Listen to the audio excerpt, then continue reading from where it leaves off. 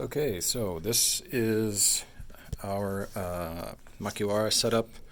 Both of these were custom built by a talented student of mine, and I just wanted to show real quick how these work. They're pretty unique in that they have adjustable tension, and just by moving this crank here, I can tighten the springs, which makes it easier or harder to strike. Um, get you a nice uh, get you a nice rebound on this when it's good and tight. But for beginning students, it's nice to be able to set it a little bit looser.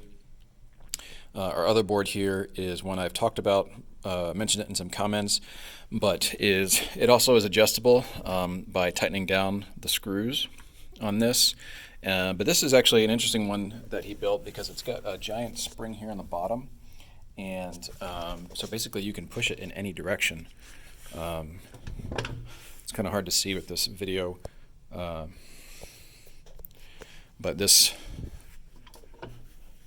can be pushed, front to the side, either thing. So it's great for working, like roundhouse kicks or circular techniques that you might want to use. It's also a fair bit heavier than the other board, so it doesn't see as much use, but it is good for kicking.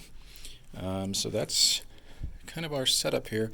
This board here is actually pretty easy to swap out too, so I've got a couple different ones. This is obviously a bit taller than a traditional Makiwara.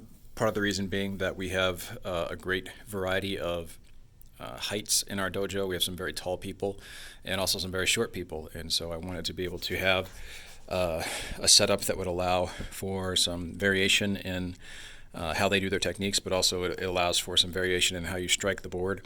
The padding on here is just some old puzzle mat that was cut to fit the board, and yeah, that's it. If you got any other questions, let me know.